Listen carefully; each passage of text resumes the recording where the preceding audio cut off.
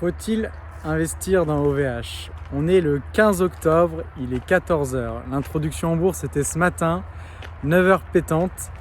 Et c'était vraiment pas gagné d'avance parce que encore hier, c'était l'apocalypse avec une nouvelle panne qui s'est produite notamment au niveau du web. Il y avait des milliers de sites internet qui étaient indisponibles. Autant dire que les gros titres sont sortis dans la presse et juste avant une introduction en bourse, c'est pas forcément ce qu'il y a de mieux. Bon, le titre a été coté à 9 h à 18h50 avant l'introduction et à l'heure à laquelle on parle, donc 14 h passées, le titre a dépassé les 7%. Donc c'est chouette, c'est une très très belle introduction en bourse et moi j'ai un ressentiment assez particulier encore une fois parce que quand j'ai parlé d'OVH, que j'ai publié mon analyse, j'avais forcément des avis contre, des avis pour, un avis un peu balancé, mais surtout j'ai reçu un nombre de messages assez violents et en quantité, indiquant que c'était une entreprise nulle, que il y avait des problèmes de partout, que finalement l'État soutenait pas cette entreprise, contrairement aux GAFA qui avaient plus d'impact, plus de soutien, plus d'alliés, etc.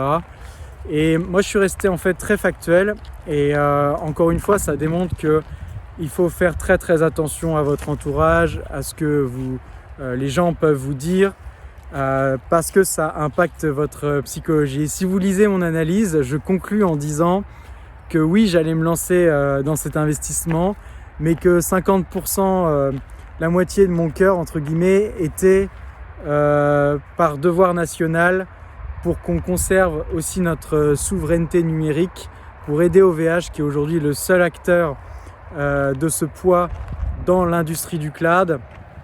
Et donc je suis très très content en fait de voir que cette introduction en bourse est réussie, que le groupe va pouvoir se développer, etc. Bon, moi j'ai vendu une partie de mes titres, je vais vous expliquer pourquoi. J'ai allégé parce que pour moi je considère que quand on se lance dans un investissement, c'est parce qu'on a un objectif financier derrière. Et cet objectif financier, pour moi, il a été atteint. En tout cas, la partie à court terme que j'avais projetée à court terme. Donc, par rigueur et par méthodologie, j'ai vendu une partie de mes titres. Et c'est aussi très très important, je pense, c'est un message que j'ai envie de vous donner aussi aujourd'hui, c'est que dans la méthodologie que j'enseigne, il y a cette partie de rigueur et de savoir maîtriser ses émotions.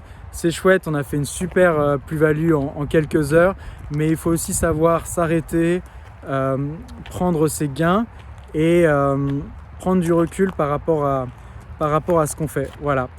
Je ne vais pas vous laisser comme ça, j'ai encore un petit cadeau à vous donner. Cette analyse, si tu ne l'as pas encore reçue, tu peux toujours l'obtenir. C'est très simple. Je vais te mettre un lien dans la description de cette vidéo qui va te permettre de rejoindre ma mailing list et comme ça, tu pourras récupérer cette analyse. Rejoins aussi cette mailing list parce que j'envoie en fait par email toutes les semaines de nouvelles informations financières. Je parle de différentes entreprises, de mindset, comment investir, de mobilité. Voilà. Et donc pour tenir au courant, je t'invite vraiment à cliquer sur le lien en dessous de la vidéo, t'inscrire donc à la communauté et surtout si tu ne reçois pas mon premier mail dès l'inscription, vérifie tes spams. Parfois ça arrive en spam. Voilà, je te souhaite une excellente journée, je te dis à très bientôt.